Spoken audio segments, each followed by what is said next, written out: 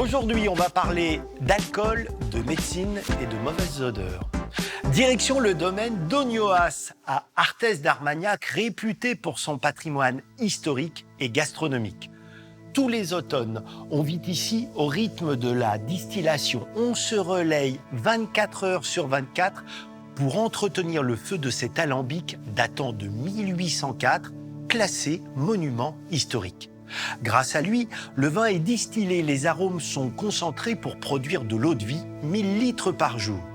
Un procédé à l'histoire étonnante. Comme le prouve le préfixe al, alambic ou alcool sont des mots d'origine musulmane et pour cause, l'art de la distillation a été inventé par les Arabes. Il est introduit en France au XIIIe siècle par le médecin personnel du pape Clément V. Mais pourquoi un médecin ? Parce qu'à l'époque, cette eau ardente était considérée comme un médicament. Un document du XVe siècle conservé dans les archives du Vatican en détaille les bienfaits. L'eau de vie, si je cite, on la prend médicalement et sobrement, enlève les mauvaises senteurs du nez et des aisselles, soigne les blessures par application ou encore arrête les larmes de couler.